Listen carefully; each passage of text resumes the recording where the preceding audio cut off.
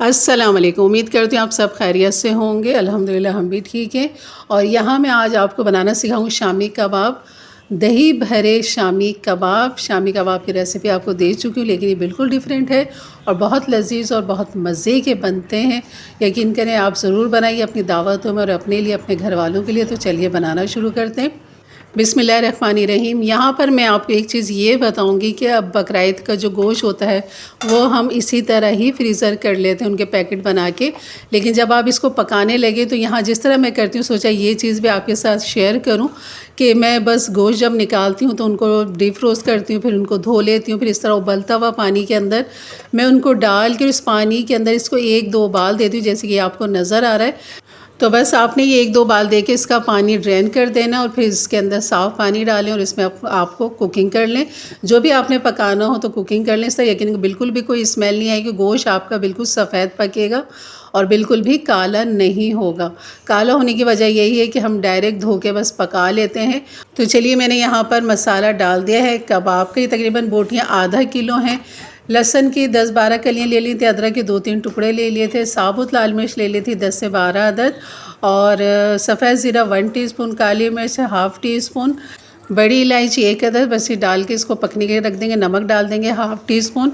और यहाँ पर जो मैंने दाल ली है, इस दाल मैंने ली है तकरीबन हाफ़ कप से थोड़ी सी ज़्यादा होगा और यही कह लेंगे 200 ग्राम ये दाल होगी, क्योंकि इसके अंदर जो हमने एक चीज़ डालनी है ना वो भी मैं आपको दिखाती हूँ। और यहाँ दाल को भी हम खूब अच्छा सा धो के इसको भिगो के रख देंगे तब तक, जब तक गोश्त गल नहीं जाता तब तक आपने दाल को भिगो के रखना है। यहाँ पर मैंने एक आलू ले लिया था दरमियाने साइज़ का, ये भी आप इसमें डालें, लेकिन बहुत ही लजीज़ और बिल्कुल डिफरेंट फ्लेवर आता है, बहुत ही लजीज़ लगते हैं। तो ये आलू डाल के भी आप बनाइए। तो यहाँ पर जैसे गोश्त गल गया था तो मैंने दाल डाल दी थी और दाल को भी मैंने गला लिया था।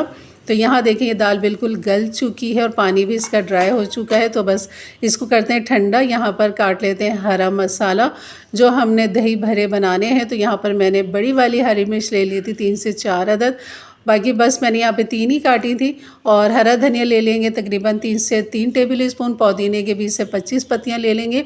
इन सबको बारीक बारीक हमने काट लेना है। और एक छोटी सी हमने लेनी है प्याज, इसको भी हमने बारीक चॉप कर लेना है। तो ये हमारा हरा मसाला हो गया तैयार। तीसरा स्टेप जो हमने इसका करना है वो है दही।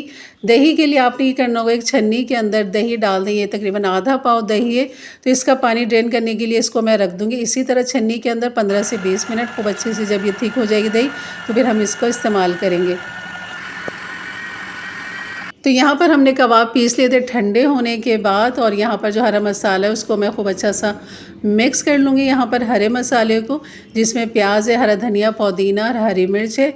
और यहाँ पर ये देखें दही का पानी अच्छा खासा निकल चुका है, बस इसको हटा देंगे। और जो दही छन्नी के अंदर मौजूद है, हमें बस यही थिक दही चाहिए, जिसे कर्ड दही भी कहते हैं। तो यहाँ पर ये दही के अंदर हमने इतना डालना है, सिर्फ हरा मसाला जो इस दही में कवर हो जाए और दही हमें नज़र आए। तो ये सारा हरा मसाला नहीं डाला था मैंने, तकरीबन 2 से 3 टेबल स्पून ही मैंने डाला होगा। तो खूब अच्छा सा इसे करेंगे मिक्स। और दही के अंदर एक चुटकी डाल देंगे नमक, ताकि इसका भी अपना एक फ्लेवर रहे। तो बस इसको खूब अच्छा सा मिक्स करके अब बनाते हैं जनाब इसके कबाब। कबाब का जो मसाला मैंने पीसा था उसके अंदर मैं डाल दूँगी 1 अंडा। अगर आप नहीं डालना चाहें तो आप बगैर अंडे के भी इसको बना सकते हैं, ऊपर से अंडे में डिप करके बना सकते हैं, लेकिन मैं हमेशा अंदर ही मिला लेती हूँ अंडा, तो ये मेरे लिए ज़्यादा मुझे आसान रहता है। तो खूब अंडे को अच्छा सा मिक्स करने के बाद बस इसकी अब बनानी है टिकिया। जैसे आप मिसाल के तौर पे आप कबाब बनाते हैं, जितनी क्वांटिटी आप कबाब की लेते हैं इतनी क्वांटिटी आप ले लें, बल्कि उससे थोड़ा सा बढ़ता हुआ ले लूँ, उसमें से कर दें, फिर बीच में से उसकी 2 टिकियाँ बना लें। और यहाँ पर मैं इसी तरह ये टिकिया देख रहे हैं, आप छोटी सी बनाइए। और अब ये दूसरी ली और दूसरी टिकिया के बीच में मैं इस तरह हल्का सा ये हॉल कर दूँगी, ताकि जो हमने दही मसाला बनाया हुआ है अपना हरे मसाले के साथ, वो यहाँ पर हम दोनों टिक्कियों के अंदर इस तरह हॉल कर लेंगे। और इसके बीच में इस तरह ये थिक जो है हमारा हरा मसाला ये यहाँ पर रख देंगे और इसके ऊपर रख देंगे दूसरी टिकिया। और यकीन करें आपके मेहमान हैरान रह जाएंगे जब इसे तोड़ेंगे और खाएंगे कि इसके अंदर ये दही और प्याज मसाला कैसे आया। यकीन करें मैंने हमेशा जब भी अपने मेहमानों के सामने ये चीज़ रखी है ना, तो ये जुमले मुझे लाजमी सुनने को मिलते हैं कि ये दही इसके अंदर आपने कैसे भरी, ये मसाला कैसे आपने डाला। तो ये है जनाब ट्रिक इसकी।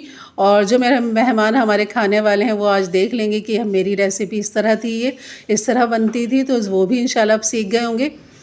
बस आपने जो ख्याल रखना है, दही को थिक करना है, इसका सारा पानी ड्रेन कर दें। बेशक आधा घंटा लग जाए छन्नी के अंदर। पतली दही डालेंगे तो वो साइडों से निकलेगी और वो कबाब को ख़राब करेगी और तलते हुए भी वो तेल को आपके ख़राब करेगी। तो इस चीज़ का बस आपने ध्यान रखना और इसके जो किनारे खूब अच्छे से आपने दबा देने हैं ताकि खुला कहीं से भी ना रहे। और ये बीच में आगे थी काली मिर्च, कोई भी साबुत गरम मसाला आ जाए तो वो आपने निकाल देना है। कुछ पीस जाते हैं, कुछ एक आध रह जाते हैं तो वो आपने निकाल देने। तो बस इस तरह मैं ये सारे जो कबाब है मेरे तकरीबन इतनी क्वांटिटी के अंदर मेरे तकरीबन 7 कबाब बने थे। और बाकी जो हरा मसाला बचा था वो बाकी हरा मसाला मैंने कबाब के अंदर मिक्स कर लिया था, जैसे कि इसमें आपको नज़र आ रहा है। तो ये भी मैंने सोचा आपको दिखा दूं कि आप अगर मिला भी लेंगे हरा मसाला, प्याज, हरा धनिया, पुदीना जो हमने काटा था, जो बच गया था वो मैंने कबाब के मसाले में मिला लिया था। और इसके बीच में भी मैंने दही का मसाला रखा है, तो ये बिल्कुल भी ख़राब नहीं होंगे, बिल्कुल आराम से बन जाएंगे। और इस तरह भी बना सकते हैं, उस तरह भी बना सकते हैं, जैसे आपको अब पसंद हो। तो यहाँ पर ये दोनों चीज़ें मैंने आपके साथ शेयर कर लिया, तो यकीनन अच्छी लगी होगी आपको। तो ये आधा किलो गोश्त और 200 ग्राम दाल है और एक आलू से तकरीबन इतनी क्वांटिटी में बने। और कबाब ये इतने मोटे बने हैं, यकीन करें, क्योंकि दही का जो मिक्सचर है ना उसकी वजह से कबाब थोड़ा से भारी हो जाते हैं और बड़े बन जाते हैं। तो बस सबसे पहले जो एक ट्रिक आपको यहाँ भी ये बताऊँगी कि जब आप ऑयल के अंदर कबाब बनाना शुरू करें तो सबसे पहले एक कबाब डाल के चेक करें टेम्परेचर। जब कबाब आपका इसमें पक जाएगा ना तो समझे आपका तेल का टेम्परेचर हो गया है ठीक।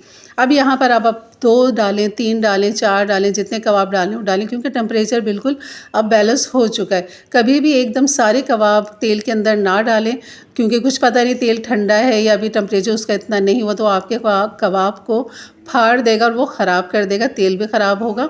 तो सबसे पहले एक कबाब डाल के उसको फ्राई करके निकाल लें, वो टेम्परेचर बिल्कुल सही होगा। और आप देख रहे हैं कितने क्रंची क्रिस्पी हैं ऊपर से। आँच जो है मैंने इसकी चूल्हे की बिल्कुल दरमियानी आँच रखी है, तेज़ नहीं है, कम नहीं है, बिल्कुल दरमियानी आँच पे ये पक रहे हैं कबाब। बिल्कुल मैंने ना हल्का किया ना तेज़ किया। तो इस तरह ये सारे कबाब मैं कर लूँगी फ्राई और आपको फिर मैं तोड़ के भी दिखाती हूँ, इसके बीच में से 2 करके भी आपको दिखाती हूँ कि कितने मज़ेदार लग रहे हैं देखने में और यकीनन खाने में इतने ही मज़ेदार हैं। तो ये तकरीबन हमारे 7 कबाब इतनी क्वांटिटी में बन चुके हैं। तो ये कबाब आपको दिखाऊंगी जिसमें हमने हरा मसाला मिक्स करके रखा था और बीच में भी इसके दही वाला मसाला हमने डाला था। तो ये देख सकते हैं माशाल्लाह कितनी खूबसूरत लुक लग रही है इसकी। कोई चटनी, कोई रायते की इसमें ज़रूरत ही नहीं पड़ेगी, इतने मज़ेदार हैं ये। तो बस बनाइए और इन्जॉय कीजिए अपनी दावतों में अपने घर वालों के लिए। यकीन करें बहुत ही लजीज, बहुत ही मज़ेदार, बिल्कुल बेहतरीन डिफरेंट रेसिपी है और आपकी दावतों की यकीन करिए जान होगी। कौरमे बिरयानी सब एक तरफ, लेकिन इस कबाब को जो भी खाएगा वो आपसे ज़रूर पूछेगा कि ये अंदर आपने कैसे भरा। तो यकीनन ये वीडियो अच्छी लगी होगी तो लाइक कर दीजिएगा। मेरे चैनल पे नए हैं तो सब्सक्राइब कर दें, बेल के बटन को क्लिक कर दें, ऑल के बटन को प्रेस कर दें ताकि मेरी वीडियो की नोटिफिकेशन आपको मिलती रहे। इजाज़त दें, अपना ख्याल रखें, दुआओं में याद रखें। अल्लाह हाफिज़।